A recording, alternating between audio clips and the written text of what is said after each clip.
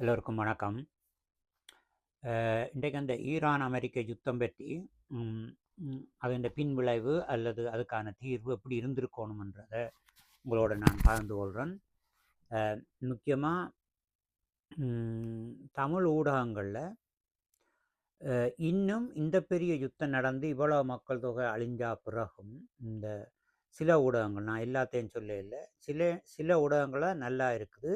பெரும்பாலான ஊடகங்கள் இன்னும் ஊடகங்கள் ஏன்னு சொல்கிறேன் என்றால் மக்களை சென்றடைகிற ஒரு தொடர்பு சாதனமாக இருக்கிறதால இந்த ஊடகத்தில் வேலை செய்பவர்கள், ஊடகத்தை நிர்வகிக்கிறவர்கள் நிறைய அறிவோட சிந்தனையோடு இருக்கணும். இதில் எந்த மாற்றமும் இல்லை. அங்கே நேர்மை, அறிவுன்றது நேர்மையோடு சேர்ந்தது, பண்பாட்டோடு சேர்ந்தது.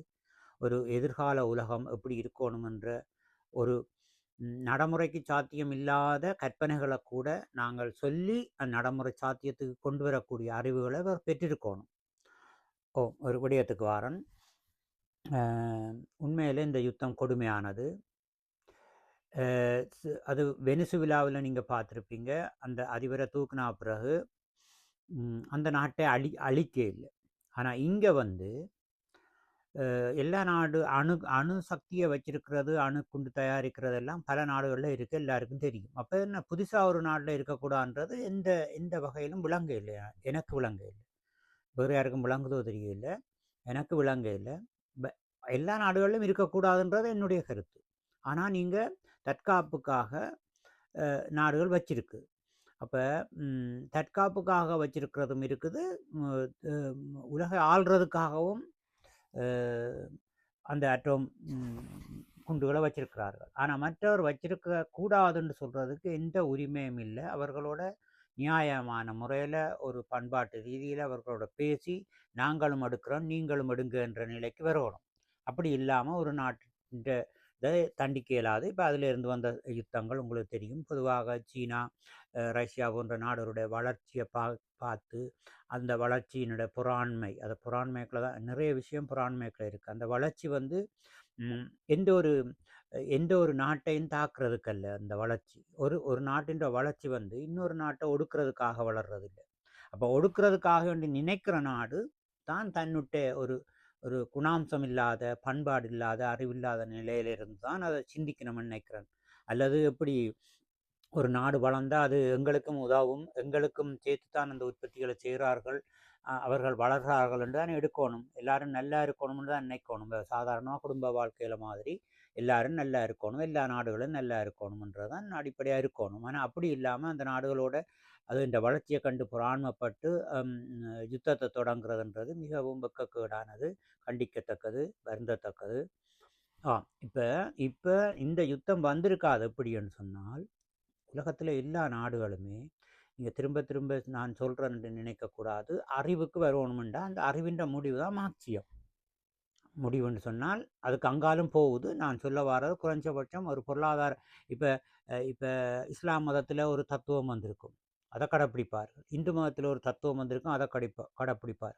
கிறிஸ்தவ மதத்தில் ஒரு தத்துவம் பிறந்திருக்கும், அதை கடைப்பிடிப்பார். ஆனால் பொருளாதார ரீதியில் அதை நிறுவி பொருளாதார ரீதியாக ஒரு ஒரு கட்டுமானத்தை உருவாக்க இல்லையே, அது தத்துவங்களை தான் பேசிட்டு போனது. அது முக்கியம், எவ்வளோ முக்கியமோ அதே மாதிரி மார்க்சியம் வந்து பொருளாதார கட்டமைப்பை வச்சிருக்கு.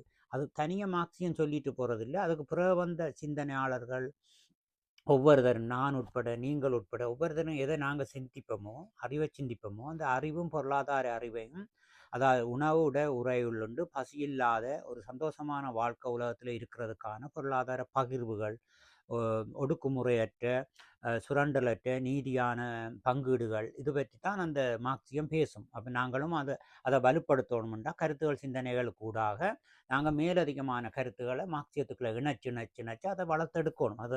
அப்போ உலகத்தில் உள்ள எல்லா நாடுகளிலும் அந்த மார்க்சிய அடிப்படையிலான இடதுசாரி கட்சிகளை, சோசலிச கட்சிகளை நாங்கள் உருவாக்கி இருக்குது. இன்னும் உருவாகாத நாடுகள் இருந்தால் அங்கேயும் உருவாக்குவோம். அப்படி வரையக்கல. உதாரணத்துக்கு இப்போ அமெரிக்கா ஒரு இடதுசாரி சிந்தனை உள்ள ஒரு சிறந்த மக்கள் உள்ள ஒரு நாடாக அது இருக்குமா இருந்தால் மற்ற நாடுகளை கண்டிக்காது, மற்ற நாடுகளை மேலதிகமாக சுரண்டாது. அதே மாதிரி இப்போ சீனாவோட கம்யூனிசம் ஒன்று இருக்குன்னு சொல்லுவோம். ஆனால் நீங்கள் இப்போ இந்த ஈரான் சண்டையில் எனக்கு ஒரு கவலை இருந்தது. அவர்கள் ஒரு மணித்தியாலம் மனித வாழ்க்கை, மனித சமுதாய வாழ்க்கை, உலகம் சமாதானமாக இருக்கணும்னு சீன அதிபர் பேசியிருக்கணும், பேச இல்லை. ரஷ்ய அதிபர் பேசியிருக்கணும், பேச இல்லை. கியூபாவில் உள்ள ஒருத்தரும் பேச இல்லை. வட கொரியாவில் இருந்தவரும் பெருசாக பேசல. முதல் இருந்த அவருடைய அப்பா வந்து பேசியிருந்தவர். மற்ற நாடுகளை மதிக்க தெரியணும், பண்பாடாக வாழ இல்லையாண்டா அமெரிக்காவை கண்டிச்சிருந்தவர். இப்போ நான் சொல்ல வர்றது என்னென்னா, சரி அதை ஒரு பக்கம் விடுவோம். அப்போ எல்லா நாடுகளுமே இப்போ ஈரான் கூட இடதுசாரி கட்சி ஒன்று அங்கே வரணும். ஈரானில் இடதுசாரி மார்க்சிய சோசலிச கட்சி வரணும். இதில் எனக்கு எந்த மாற்று கருத்தும் இல்லை. கடவுள் இருக்குது, மதம் இருக்குன்ட்டு அவர் கும்பிடலாம். ஆனால் கும்பிடலாம்ன்ட்டா அது தற்காலிகம் தான். என்னை பொறுத்த எல்லா மதங்களும் கடவுள்களுமே தற்காலிகம். இப்போ கடவுளை ஒரு தருமே கண்ணால் காட்டையில் தானே, கண்ணால் காணாமலே மதத்துக்கு நிதி ஒதுக்கப்படுது. இலங்கை உட்பட உலகத்தில் இருக்கிற நாடு மதத்துக்கு கோயில் கட்டுறதுக்கும் நிலம் ஒதுக்கிட்டு அந்த நிலத்தை மரங்களை வெட்டி எல்லாம் ஒதுக்குறார்கள். ஆனால் ஒரு தரம் இன்றைக்கு கொண்டு வந்து முன்னுக்கு கையில் பிடிச்சி கொண்டு வந்து கடவுளை காட்டையில். அப்போ நாங்கள் அறிவுக்கு போக வேண்டியிருக்கு. நாங்கள் அதுக்காக அதை நாங்கள் உடனடியாக நாங்கள் தடுக்க முன்வரையில் மக்களுக்கு அறிவு வந்து மக்கள் அறிவாளிகள் வரைக்குள்ள மதம் கருகும். அப்போ மக்கள் அறிவாளி வரைக்குள்ள யுத்தங்கள் இல்லை. அதே ஒரே காலகட்டத்திலேயே மக்கள் அறிவாகைக்குள்ள யுத்தமற்ற உலகம் தான் வரும். அப்போ அந்த மதம் என்ற அந்த போட்டி வர அதனோட கடவுளே இல்லாமல் இருக்கக்குள்ள மதங்கள் கருகி போகும். இன்னும் 200 வருஷத்துல இல்லாமல் போகும். போகிற பாதையில் தான் அது போகுது. எனவே அதுவரை நாங்கள் அவசரப்பட்டு ஒரு இனக்கூட்டத்தையோ ஒரு மத கூட்டத்தையோ நாங்கள் ஒடுக்குவது, மரணிக்க செய்வது மிக கொடுமையானது. ஸோ நான் இப்போ அந்த பழைய ஊடகத்துக்கு நான் திரும்ப வரேன். இந்த ஊடகங்கள் நீங்கள் பார்த்தீங்கன்னு சொன்னால் அண்மையில் பெனடிக்ட், அந்த மற்ற பேரை மறந்துட்டேன், அவர் டென்மார்க்கை சேர்ந்த ஒரு ஆய்வாளர். அவர் சொல்கிற ஒரு கருத்தை ஒரு ஊடகத்தில் வந்து இப்போ இந்த சுட இவ்வளோ மக்கள் இறந்து கொண்டு இருக்கிற நேரத்தில் இப்போ 2 நாளைக்கு முதல் தான் இது சொல்லப்பட்டது. முந்த நாள் சொல்லப்பட்டது.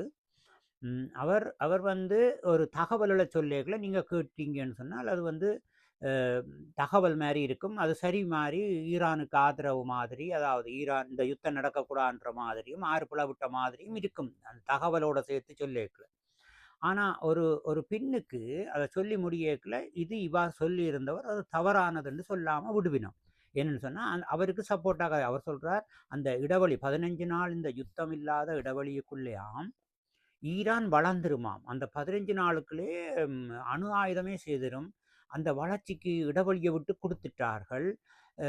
ட்ரம்ப் அமெரிக்க ஜனாதிபதி அவர்கள் இந்த 15 நாள் இடைவெளியை விட்டுருக்க கூடாது. இப்படி விட்டதால ஈரான் வளரப்போகுது, வளர்ந்து விடும். அப்படின்னா பாகிஸ்தான் வளர்ந்து தானே இருக்குது. பாகிஸ்தான் வந்து நான் நினைக்கிறேன் 150 100 தொடக்கம் 150 அட்டோம் குண்டு இருக்குன்னு சொல்லுவார்கள் அந்த படிநிலையில். இப்போ 5000 அமெரிக்காட்ட இருக்குது, 6000 ரஷ்யாவில் இருக்குது, வட கொரியாவில் 80 இருக்குது, அப்படி அந்த இந்தியாவில் 30 இருக்குன்னு சொல்லி அந்த ஓர்டரில் வந்து பாகிஸ்தானுக்கும் கிட்டத்தட்ட 80 அல்லது 100 இருக்குது. அப்போ அவர்கள் இஸ்லாம் நாடு, முழு இஸ்லாம் நாடு அது. அதால் ஒரு உலகத்துக்கு எந்த பாதிப்பும் பாகிஸ்தானில் இல்லையே. பாகிஸ்தான் எல்லா நாடுகளோடும் அனுசரித்து நல்ல முறையில் தானே வாழ்ந்து கொண்டிருக்குது. அப்போ அட்டோம் வச்சிருக்க வட கொரியாவும் அப்படித்தானே. அப்போ நீங்கள் வந்து அட்டோமை பாவிக்க மாட்டணும், தற்காப்புக்கு வச்சிருக்கிறது. அது வந்து மற்ற நாடுகள் வெறுட்டினதால் உருவாகினது. மற்றும்படி எந்த நாடு உலகத்தில் நாடுகளை வெறுட்டிச்சதோ அதன் காரணமாகத்தான் அட்டோம் செய்ய வேண்டி வந்தது, செய்திருக்கிறார்கள். அப்போ விரட்டாமல் இருந்திருந்தால் இந்த நாடுகள் செய்திருக்காது. எனவே ஈரான் செய்துவிடும், பல குண்டுகளை செய்துவிடும், அவர்களை ஒடுக்கணும். ஏன் இந்த இடைவெளியை 15 நாள் கொடுத்ததுண்டு டென்மார்க்கை சேர்ந்த பெனடிக்ட்ன்றவர் கதைச்சதை சரி மாதிரியே கதைச்சு முடிச்சுட்டு அதுக்கு உவமேயங்கள் நான் மறந்துட்டேன், தேள் கடிக்கிறதோ இதெல்லாம் சொன்னார். சொல்லி போட்டு கடைசியாக முடிக்கல என்ன சொல்லியிருக்கணும், இந்த டென்மார்க்கில் எழுதினவர், அந்த பத்திரிகையில் எழுதினவர் ஏன் இப்படி சிந்திக்கிறாருன்னு இப்போ நான் சொன்ன மாதிரி ஈரான் வந்து மற்ற நாடுகளை ஒடுக்கிறதுக்காக செய்யலை என்று சொல்லி ஒடுக்குறேன். அப்போ ஈரானை போட்டு வெறுட்டி கொண்டே இருக்கல அவர்கள் செய்கிறார்கள். ஸோ அதை வந்து நீங்கள் சொல்லி முடிச்சிருக்கணும். இப்போ உதாரணத்துக்கு லண்டனில் இருந்து நான் இப்போ பேரில் சொல்லலாமோ ஏன் சொல்லலாம், தமிழடியானன்னு சொல்லி அவர் சொல்லக்குள்ள ஒவ்வொன்றையும் சொல்லி போட்டு அந்த நீதியான நேர்மையான கருத்தை அந்த தகவலுக்கு பின்னுக்கு தான் சேர்த்துக்கொள்வார். ஸோ இதுதான் அந்த ஊடக தர்மம், ஊடக முறை. அப்போ இதை வந்து கனவேர் கடைப்பிடிக்கிறதில்ல. இலங்கையில் நான் இப்போ பேர் சொல்லாமலே சொல்கிறேன். அவர்கள் இதோட சேர்த்து சொல்கிறேன். அப்போ இதுக்கு முதல் நான் இதை முடிக்கிறேன். அதாவது இடதுசாரி சிந்தனை உலகம் முழுவதும், உலகத்தில் அத்தனை நாடுகளிலும் மக்கள் அறிவை பெற்று இடதுசாரி கட்சி, மார்க்சிய கட்சி, சோசலிச கட்சி, இதில் 2-3 கட்சியும் இருக்கும், ஒரு கட்சியும் இருக்கும். இப்போ இந்தியாவில எல்லாம் 2-3 விதமான கட்சிகள் இருக்கும். அதுக்கு மக்கள் அறிவை வளர்த்து, அறிவை தேடி அதுக்கு வாக்களிக்கணும். உலகம் முழுக்க இதை வந்து ஆங்கிலத்தில் வேறு நாட்டு மக்கள் வேறு, இப்போ நான் இதில் தமிழில் சொல்கிற மாதிரி ஆங்கிலத்தில், ஃப்ரெஞ்சில், வேறு ஜெர்மனி மொழியில், லத்தீன் மொழி, வேறு ஸ்பெயின் மொழியில எல்லாம் சொல்லி கொண்டு தான் இருக்கிறார்கள். அப்போ அதை சொல்லி அதை மக்கள் கேட்டு நாங்கள் அந்த சோசலிச கருத்துக்கு வந்தால் அந்த அந்த ஆட்சியை கருத்துக்கு வந்து அந்த ஆட்சி அமைக்கணும். அந்த வாக்களித்து இப்போ வாக்களிக்கிற முறை ஒன்று இருக்கிறதால வாக்கு அளித்து அந்த கட்சிகளை நாங்கள் கொண்டு வந்தோமென்றால் இந்த யுத்தம் நடக்காதுன்னு சொல்ல வரோம். அது உண்மையாக பொய்யா? நல்லா யோசிச்சு பாருங்கள். எங்கேயாவது சோசலிச நாடும் அடிபட்டது இதுவரைக்கு வரலாற்றில் கேள்விப்பட்ட நீங்களா? இல்லை. முதலாளித்துவ நாடும் ஈரானும் ஒரு முதலாளித்துவ நாடு, அமெரிக்காவும் ஒரு முதலாளித்துவ நாடு. ரெண்டும் யுத்தத்துக்கு வருது. அதே நேரம் ஒரு சோசலிச நாடும் முதலாளித்துவ நாடும் மோதும். இப்போ கியூபாவும் அமெரிக்காவும் முந்தி முருகல் நிலையில் இருந்ததுண்டா, கியூபா சின்ன நாடு, அது பெரிய இது இல்லை. அதுக்கு சோவியத் யூனியன் தான் துணை நிற்கும். அப்போ சோவியத் யூனியனும் அமெரிக்காவும் முருகல் நிலையில் இருக்குண்டா, அங்கேயும் அது வந்து சோசலிச நாட்டின் முருகல் நிலை அல்ல. முதலாளித்துவ நாடு அதாவது ஒரு கெட்டவன் நல்லவன் ஒடுக்க போகக்குள்ள நல்லவனுக்கு கோபம் வரும். அதில் வார சண்டையில் நல்லவன் ஆறுன்றதை நீங்கள் நீதி நியாய நேர்மையில் நீங்கள் பார்க்கலாம், அது விளங்கும். அது மாதிரி தீமையான இப்போ முதலாளித்துவம் மோதிக்கொண்டே இருக்கும். நான் நெடுதலையும் சொல்கிறேன், முதலாளித்துவம் மோதிக்கொண்டிருக்கும். சோசலிசம் மோதாது. அப்போ அது அறிவு நிலையால், அறிவால் கட்டப்படுறது தான் அந்த சோசலிசம். எனவே இதுதான் தீர்வு. இந்த தீர்வுக்கு நீங்கள் வரணும். இந்த ஊடகங்கள், இலங்கைக்கு வரணும், இலங்கையில் உள்ள ஊடகங்கள் இந்த கருத்தை கொண்டு வரணும். நீங்கள் கொண்டு வரணும்னா இங்கே உலகத்துக்கு சொல்லி உலகம் எடுபட போகுதுன்னு நான் சொல்ல வரையில்லை. நீங்கள் அந்த தமிழுக்குள்ள கதைச்சு தமிழாக்களுக்கே சொல்லலாமல் இருக்கிறீங்க. என்ன காரணம் உண்டு? இந்த உலகம் முழுக்க ஒரு சோசலிச கருத்தோடு இப்போ இலங்கை அரசாங்கம் வந்து இன்றைக்கு அனுரை அவர்களுடைய சிந்தனை, நீங்கள் அவருடைய இடதுசாரி சிந்தனையாளர், மார்க்சிய சிந்தனையாளர் எனக்கு விளங்குது. அவர் இப்போ தேர்தல் காலத்தில் இருந்தால் நான் அறிகிறேன், அதுக்கு முதல் தெரியாது.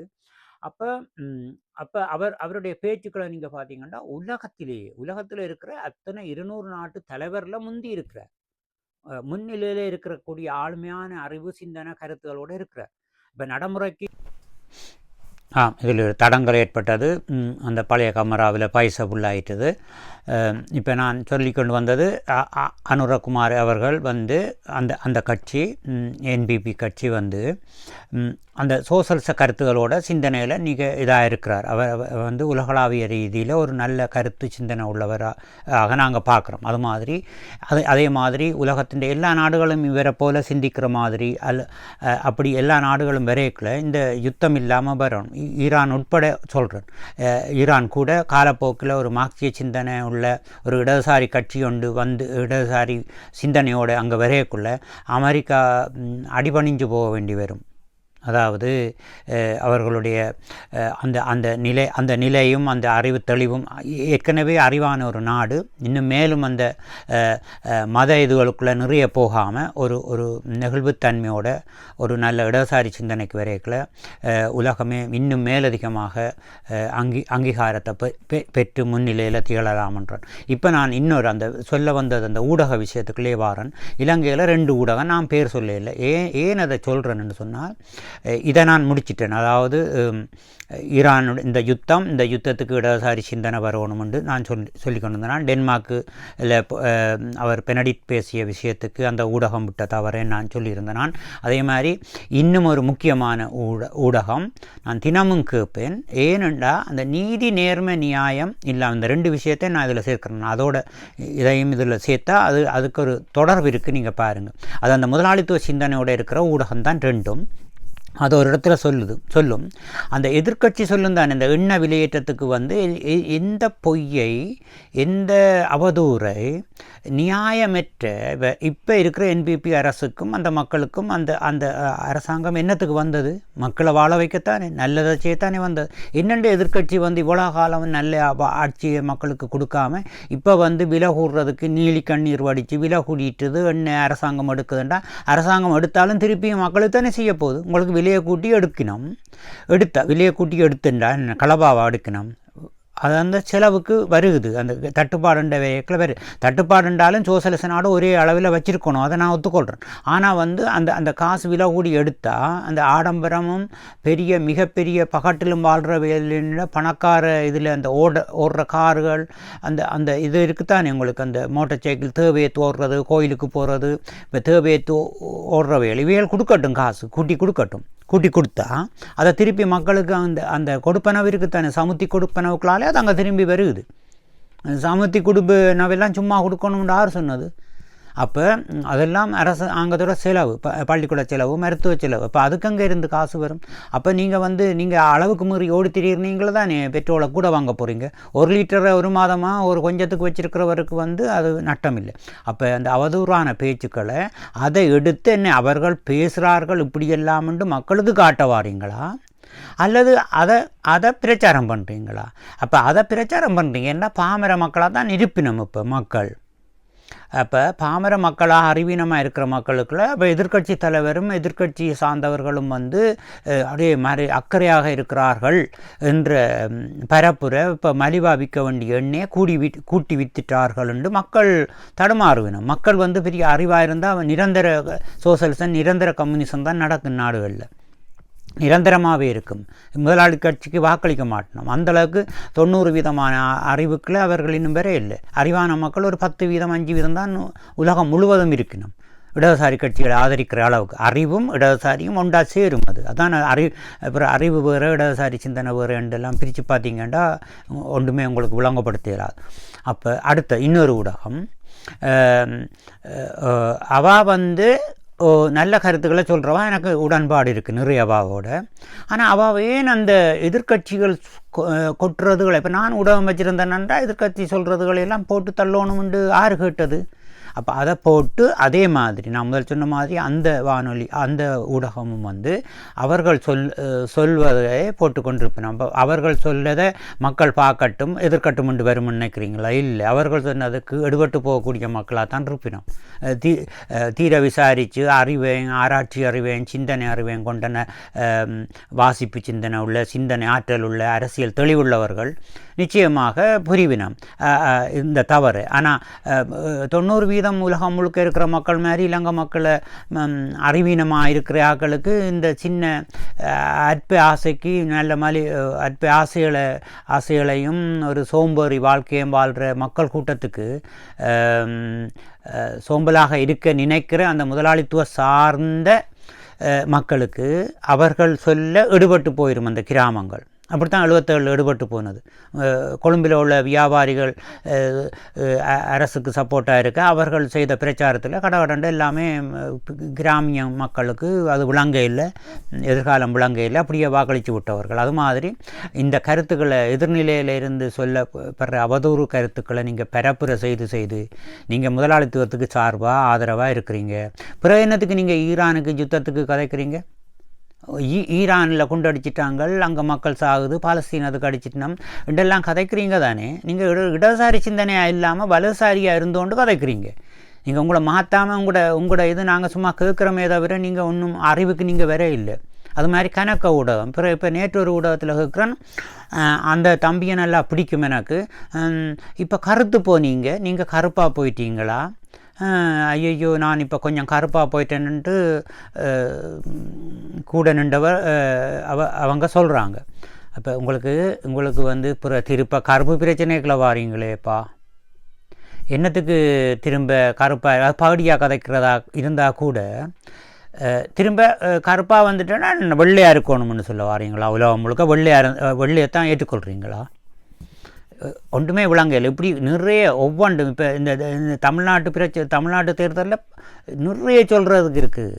ஒரு அறிவு தெளிவுக்கு வராததில் வந்து கொட்டுது கண்ணக்க ஒவ்வொன்றுக்குமே பதில் சொல்லி கொண்டிருக்கல. நீங்கள் அறிவை எடுத்துட்டீங்கன்னா அந்த பதில்கள் வராது. அப்போ ஒவ்வொரு காரணம் எங்கே சோமாலியாவில் போய் சோமாலியா மாதிரி தமிழ்நாடு பட்டினியாக கிடக்கிற மாதிரி சோமாலியா மேடையில் எத்தியோப்பியா மேடையில் நின்று பேச வேண்டியதை தமிழ்நாட்டில் பேசினோம். முதலாவது பொருளாதாரத்தில் அது குறைஞ்சபட்சம் அங்கே வந்திருக்குது. அத்தனை மாநிலத்திலும் மேலிடத்தில் நிற்குது. அப்போ அதை வந்து சொல்லி அவர்கள் வேறு தவறுகளை சுட்டிக்காட்டினா நாங்கள் ஏற்றுக்கொள்ளலாம். இது தேவையற்ற சுட்டிக்காட்டல்கள் பரம்பரையாக ஆள்ற ஒரு கட்சி தமிழர்ன்றதே தெரியும் எங்களுக்கு. அப்போ தமிழர் இல்லைன்னு சொல்கிறது அங்கே இருந்து வருது விளங்க இல்லை. தமிழ்நாட்டில் தான் லைப்ரரி 12,000 லைப்ரரி இருக்கிறது. முதல் தரமான மருத்துவங்கள் எல்லாமே இருக்கிறது. இப்போ நான் அந்த கட்சியாக இந்த கட்சியான்னு சொல்லலை. நீங்கள் வந்து வேறு விடுற தவறுகள் இருக்குது, அதை மட்டும் சொல்லலாம். எல்லா தவறையும் இப்போ ஜெர்மனியில் வந்து நின்று கொண்டு சொல்லலாம் நாங்கள், ஐயோ அந்த பாலம் கட்டி முடிக்கல, இந்த பாலம் கட்டி முடிக்கல, அங்கே குப்பை கிடக்கு, இங்கே கூலம் கிடக்கு, ஜெர்மன் நட்டத்தில் போடுது, இதா வாழ்க்கை, இன்னும் 1000 பள்ளிக்கூடம் கட்ட வேண்டிய இடத்துல நீங்கள் அது செய்கிறீங்க இது செய்கிறீங்கன்னு இங்கே பேசலாம். வந்து அதே ஆள் வந்து இங்கேயும் பேசலாம். இப்படி ஒவ்வொரு நாட்டிலும் பேசலாம். அப்போ நிறைவுகளை பாராட்டி குறைகளை சுட்டி காட்டணும். ஒரு நல்ல ஒரு உலகத்தை படைக்கிறதுக்காக அறிவு ரீதியாக போகணும். அதாவது சில கருத்துக்கள் வந்து அந்த மற்றது அந்த பக்கத்து மாநிலங்களை நாங்கள் தாக்கி இனவாதத்தை வளர்த்து விட்டோம்னா நாளைக்கு இலங்கையில் நடந்த மாதிரி பெரிய பெரிய பிரச்சனைகள் எல்லாரும் நடக்கும். அப்போ நாங்கள் அதில் கவனமாக போக வேண்டிய இடத்துல இருக்கிறோம். ஒரு ஆள் சொல்லிட்டு போகலாம், அடுத்த ஆள் வந்து எப்படி மாறுவாரோ தெரியாது. அப்போ நாங்கள் கவனம் எடுக்கணும். அதை தெரிஞ்சு நாங்கள் தவற சரியான முறையில் சரியான மெப்பொருள் கண்டு நாங்கள் பேசணும். இது இப்போ கூடிரும். நான் வந்து ஒரு சுருக்கமாக இந்த யுத்தத்துக்கும் அந்த ஊடகங்கள் செய்கிற விஷயத்தையும் சேர்த்து கதைக்க வேண்டி வந்தது. அப்படி ஏராளம் இருக்குது. நீ ஏராளம் தலைப்பில் கதைச்சு கொண்டிருக்கிறத விட நீங்களே அறிவில் சிந்தனையில் வாசித்து சிந்தித்து ஒரு நல்ல உலகத்தை படைக்கிறதுக்காக முன்வாருங்கள் என்று கூறிக்கொண்டு சுருக்கமாக முடிக்கிறேன். நன்றி, வணக்கம்.